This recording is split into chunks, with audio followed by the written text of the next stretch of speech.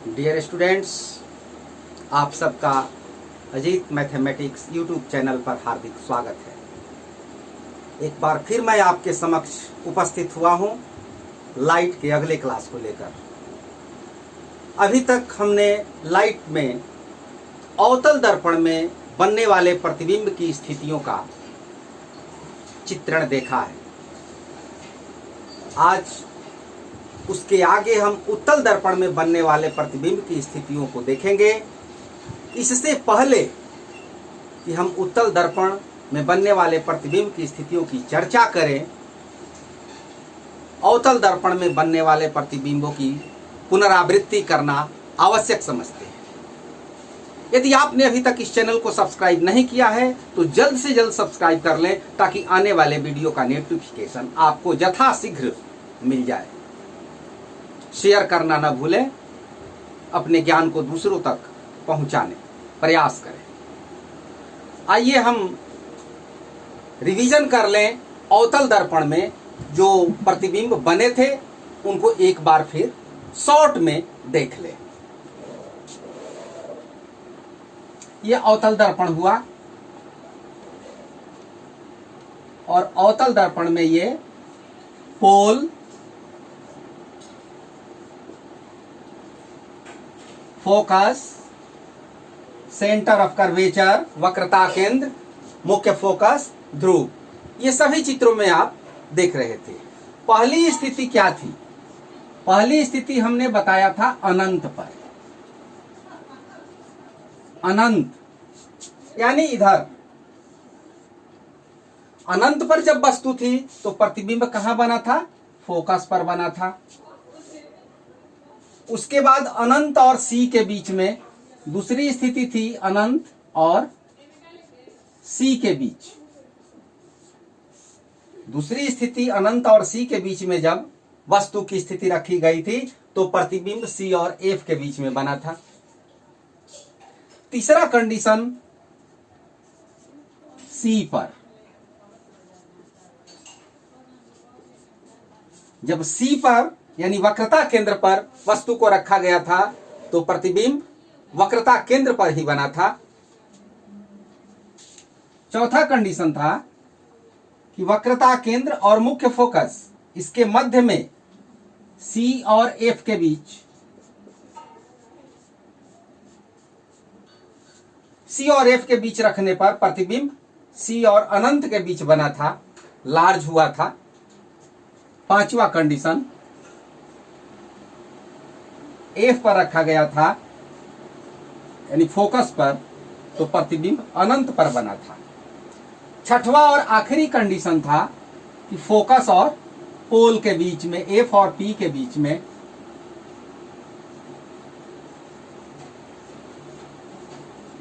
इस परिस्थिति में प्रतिबिंब दर्पण के पीछे बना था। बस यही 6 कंडीशन है। यहां पर हम इनको नंबरिंग कर लेते हैं। अनंत को 1 मान लेते हैं। अनंत और सी के बीच में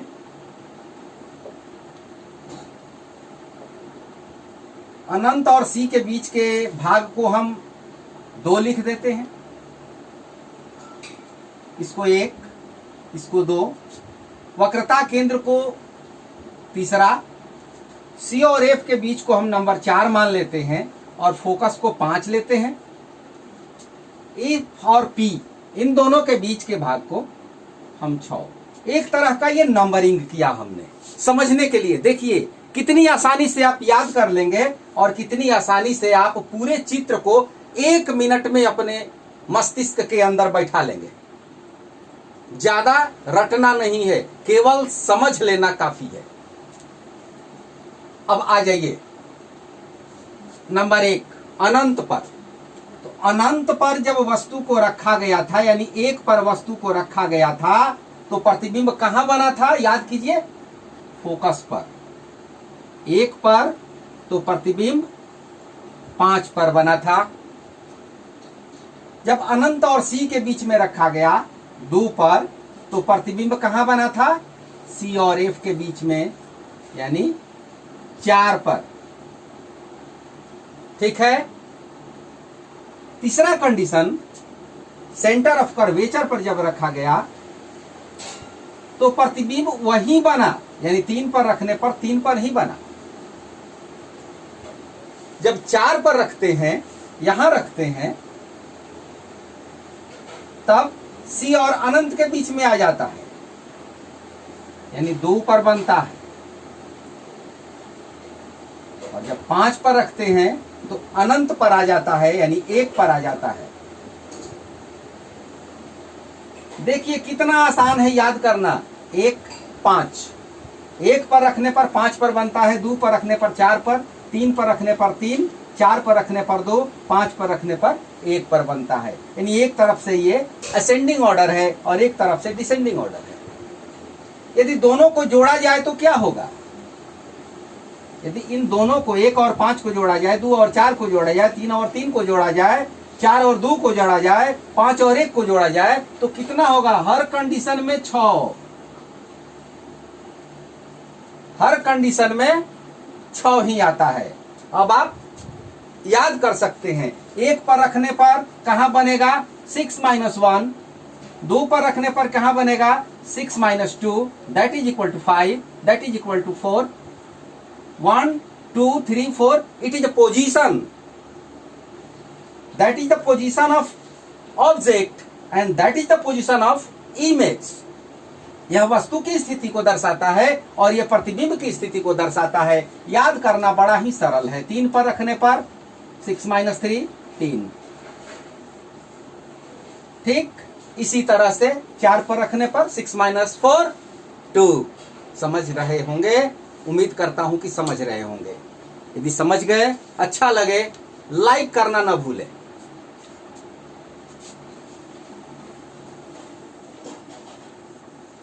याद कीजिएगा, इन कंडीशन से संबंधित प्रश्न परीक्षा में जरूर पूछे जाते हैं।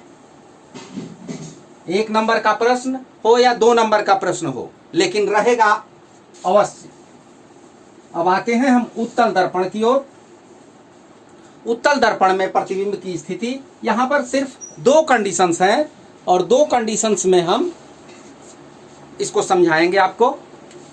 उसी तरह से फिगर भी बनाएंगे। पहले प्रिंसिपल एक्सिस खींच लेंगे, एक प्रधान अक्ष थोड़ा लंबा खींच लेते हैं।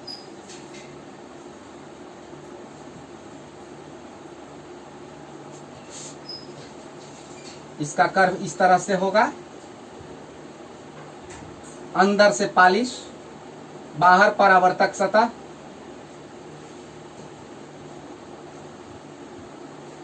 एम डैश, पोल। इसका फोकस इस साइड में होगा, वक्रता केंद्र सी। इसके लिए भी आप कंपास और पेंसिल का उपयोग कीजिए, स्केल से सही लीजिए। सी और पी के बीचों बीच में एफ लीजिए। सी पर प्रकाल का नोक रखिए, पी पर पेंसिल रखिए और एक कर्व खींचिए और सी पी के बीच में एफ लीजिए माप करके। आपका फिगर बिल्कुल सही आएगा। पहले हम अनंत पर लेते हैं, वस्तु को अनंत पर लेते हैं, यानी अनंत से आने वाली समानांतर किरणें, मुख्य अक्ष के समानांतर किरणें जो अनंत से आ रही हैं, और रिफ्लेक्शन के बाद उसी तरह से फोकस से ही गुजरेंगी। जैसे अवतल दर्पण में किरणें रिफ्लेक्शन के बाद मुख्य फोकस से गुजरती थी, उसी तरह उत्तल दर्पण में भी किरणें रिफ्लेक्शन के बाद मुख्य फोकस से ही गुजरेंगी। चाहे आप जितनी भी किरणें ले लीजिए, प्रिंसिपल एक्सिस के पैरेलल जितनी भी किरणें ले लीजिए, हम यहां पर सिर्फ 2 ही किरण खींचते हैं, एक ऊपर और एक नीचे।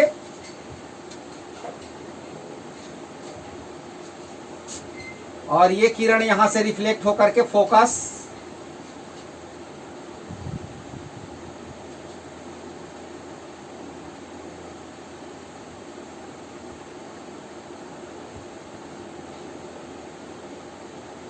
एक बात स्पष्ट है कि दर्पण के दाहिने साइड में जो किरण है ये काल्पनिक है, ये डॉट लाइन से दिखाया जा सकता है। डॉट लाइन आप इसको दिखा सकते हैं, यानी ये इमेजिन है, कल्पना किया गया है, क्योंकि ये किरण वास्तव में इधर रिफ्लेक्ट हो जाएगी, ये किरण इधर रिफ्लेक्ट होगी, ऐसे इसका रिफ्लेक्शन इस साइड में हो जाएगा।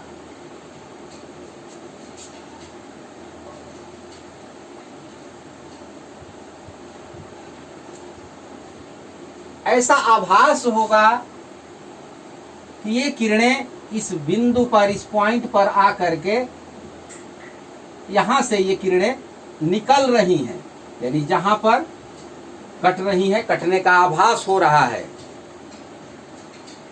वहीं पर प्रतिबिंब बनेगा। यह भी स्पष्ट है कि दर्पण के पीछे है तो प्रतिबिंब काल्पनिक होगा, काल्पनिक होगा तो सीधा होगा, और साइज मात्र बिंदु के आकार का, पॉइंट के रूप में है ये। इसका लैंग्वेज में, उत्तल दर्पण में पहला कंडीशन, जब वस्तु अनंत पर हो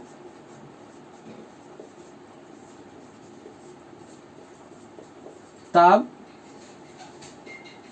प्रतिबिंब फोकस पर, प्रतिबिंब फोकस पर यानी दर्पण के पीछे, क्योंकि इसमें जो फोकस होता है दर्पण के पीछे होता है,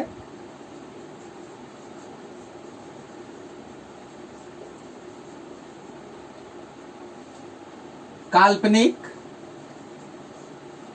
काल्पनिक के साथ सीधा और वस्तु से अत्यंत छोटा,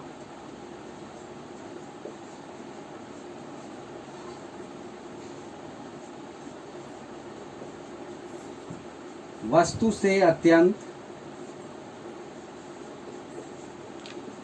छोटा बनता है।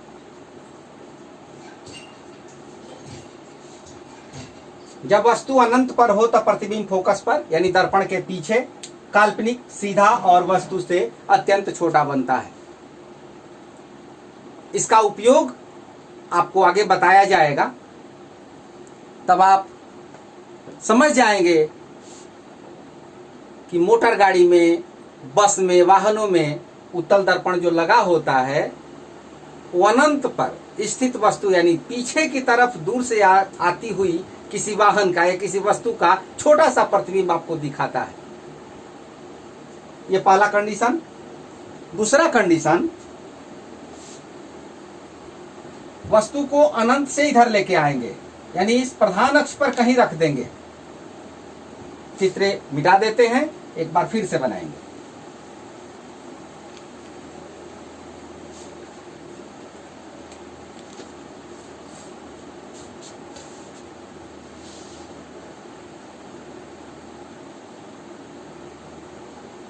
सबसे पहले प्रधान अक्ष, प्रिंसिपल एक्सिस खींच लेंगे,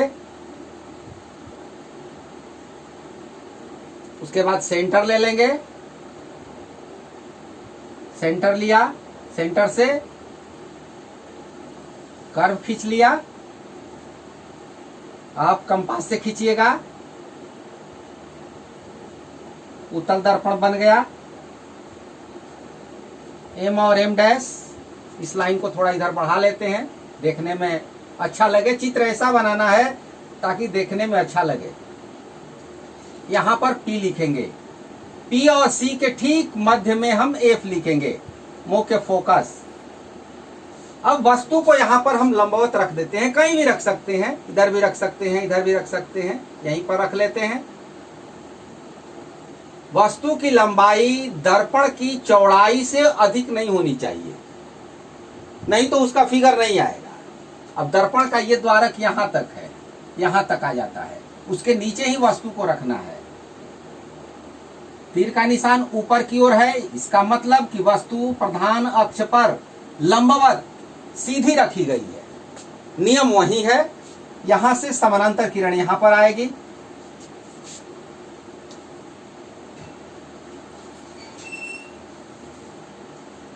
और ये रिफ्लेक्ट होगी, उस साइड में रिफ्लेक्ट होगी। रिफ्लेक्शन कहां से आभास होगा? मुख्य फोकस से, फोकस से इसका आभास होगा। यानी इस साइड में डॉट लाइन, ये डॉट लाइन इसके पहले वाले चित्र में भी आप बना सकते हैं।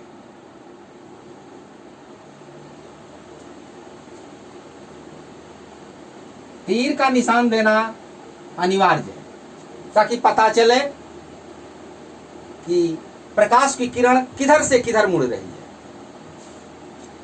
और दूसरा लाइन खींचने के लिए बताया था इसके पहले वाले क्लास में, यहां से हम वक्रता केंद्र को मिलाते हैं।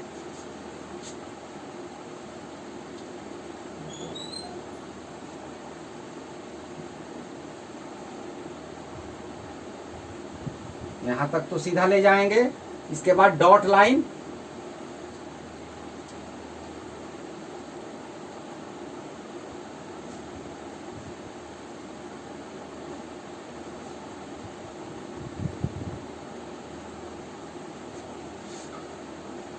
क्योंकि वक्रता केंद्र से जाने वाली किरण पुनः वक्रता केंद्र पर ही लौट करके आती हैं। देखिए कहां पर कटान हुआ है, दोनों किरणों का कटान जहां पर हुआ है वहीं पर प्रतिबिंब बनेगा।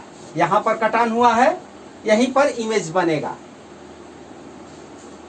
क्योंकि दर्पण के पीछे है इसलिए यहां भी डॉट लाइन, काल्पनिक, तीर का निशान, ए डैश बी डैश।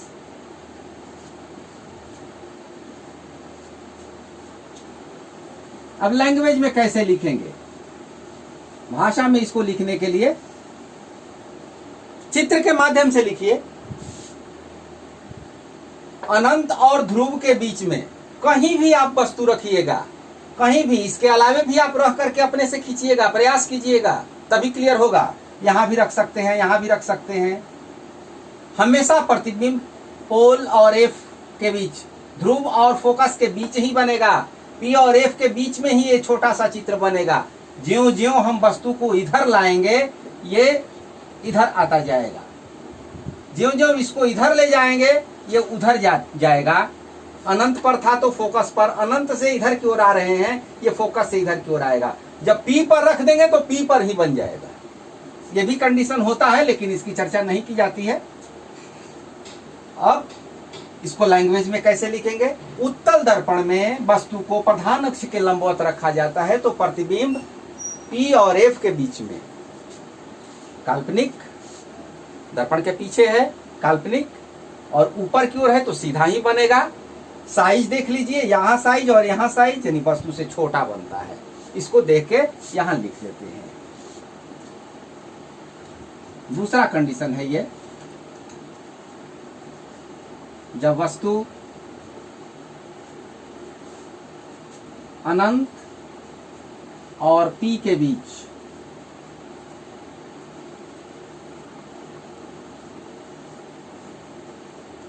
हो तो प्रतिबिंब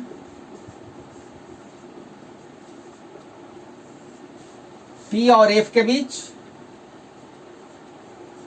पी मतलब पोल, एफ का मतलब फोकस,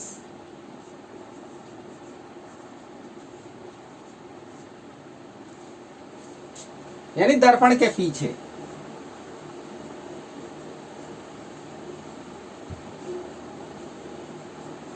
आप जानते हैं कि इसका जो फोकस होगा वो दर्पण के पीछे ही होगा क्योंकि वक्रता केंद्र भी इधर है।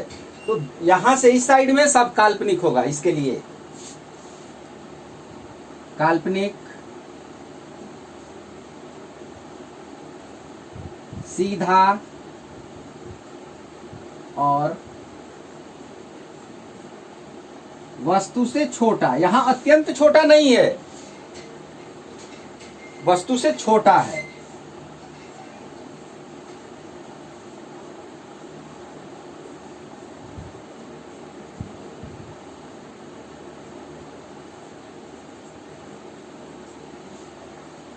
क्लियर?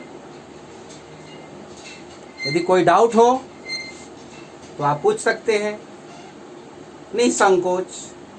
कमेंट बॉक्स में आपका स्वागत है। आगे, इसके बाद आगे बढ़ते हैं। यदि अभी तक आपने पीछे के क्लासेस को नहीं देखा है तो पीछे के क्लासेस को देखें, तब कहीं आगे आप आसानी से समझ सकते हैं, क्योंकि आगे पढ़ाई के लिए पीछे की पढ़ाई जरूरी है। अब मैं आपको चिन्ह परिपाटी बता दूं, ये चिन्ह परिपाटी क्या चीज है।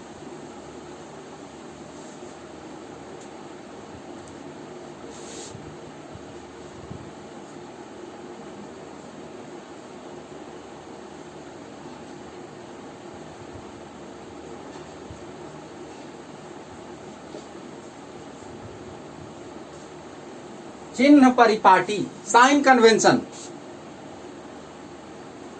इसको समझना जरूरी है, क्योंकि इसी के आधार पर फिर आगे आप न्यूमेरिकल्स हल करेंगे, आंकिक प्रश्नों को हल करेंगे। ये कोई नया चीज नहीं है, चिन्ह परिपाटी से आप भली भांति अवगत हैं। शब्द थोड़ा नया आया है, देखिए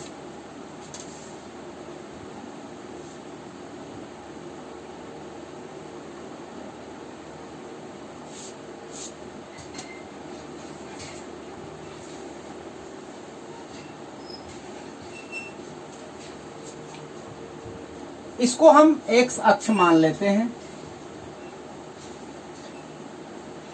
इसको वाई अक्ष मान लेते हैं। कोऑर्डिनेट ज्योमेट्री में आप इसको पढ़े हैं, 8वीं क्लास में पढ़े हैं, 9th क्लास में पढ़े हैं, 10th क्लास में भी है। X axis and Y axis, दोनों रेखाओं का जहां पर कटान होता है, जहां मिलन होता है, दैट इज ओरिजिन, मूल बिंदु। इसमें आप जानते हैं कि सभी दूरियां मूल बिंदु से मापी जाती हैं। मूल बिंदु से दाहिनी तरफ मापी गई दूरी धनात्मक होती है और मूल बिंदु से बाईं तरफ मापी गई दूरी ऋणात्मक होती है। ठीक उसी तरह मूल बिंदु से ऊपर की ओर धनात्मक और नीचे की ओर ऋणात्मक। एक्स और वाई ये पॉजिटिव संकेत देते हैं और जहां डैश है वो निगेटिव संकेत देता है, यानी इस लाइन पर निगेटिव और इस लाइन पर निगेटिव, यहां दोनों पॉजिटिव रहते हैं। इसको आप जानते हैं, ये जानते हैं तो चिन्ह परिपाटी आप आसानी से जानते हैं। कैसे जानते हैं देख लीजिए। यहां पर एक प्रिंसिपल एक्सिस हमने खींच दिया और प्रिंसिपल एक्सिस के बाद हम यहां एक फिगर ले लेते हैं, ये अवतल दर्पण, इसको P। यहां पर इमेजिन, कल्पना कीजिए, इसको एक्स अक्ष मान लीजिए और इसको वाई अक्ष मान लीजिए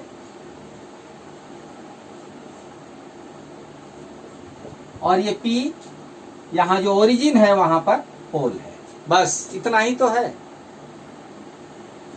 इसमें क्या होता है कि सभी दूरियां ध्रुव से मापी जाती हैं, यानी पोल से मापी जाती हैं। जितने भी डिस्टेंस हैं वो पोल से कैलकुलेट की जाती हैं।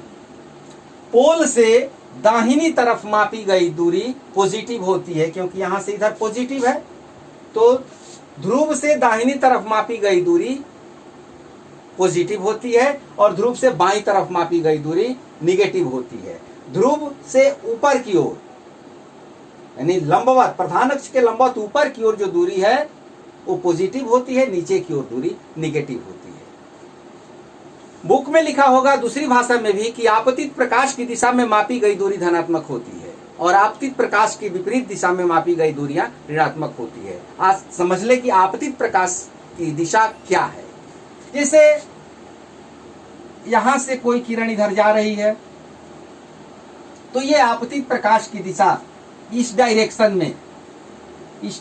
में जो दूरी मापी जाएगी वो पॉजिटिव होगी।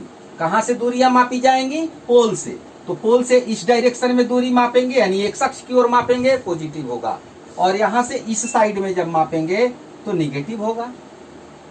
अवतल दर्पण में फोकस और सेंटर ऑफ कर्वेचर दोनों बाईं तरफ होता है। यहां से इधर कैलकुलेट करना है, उसका मेजरमेंट पोल से F तक, पोल से C तक इस साइड में करना है, तो तो इसको निगेटिव माना जाएगा, क्योंकि यहां से इधर जो भी मेजरमेंट हम लेंगे वो निगेटिव हो जाएगा। उत्तल दर्पण में दोनों राइट साइड में होते हैं, तो फोकस यहां से इधर है और ये पॉजिटिव है, इसलिए उत्तल दर्पण का जो फोकस होता है वो पॉजिटिव होता है, धनात्मक होता है। अवतल दर्पण का फोकस ऋणात्मक होता है। बस यही बात आपको याद रखनी है, समझ में बनाए रखना है। चिन्ह परिपाटी को भली भांति समझ लेंगे, याद कर लेंगे। क्लास को भली भांति देखें, समझें, जहां समझ में न आए उसको पूछने का प्रयास करें। और आज का होमवर्क आपका यही है, जो पढ़ाई हुआ उसी की तैयारी आप कर लें। अच्छा लगे तो लाइक कर दें, शेयर कर दें, अपने विचारों को दूसरों तक पहुंचाएं। अगले क्लास में आप इनके उपयोग सीखेंगे, अवतल दर्पण उत्तल दर्पण के उपयोग सीखेंगे, दर्पण सूत्र के बारे में बताया जाएगा, आंकिक प्रश्न हल कराए जाएंगे। तब तक के लिए आप अपनी पढ़ाई जारी रखें और पीछे का रिवीजन करते रहें। Thank you, all the best.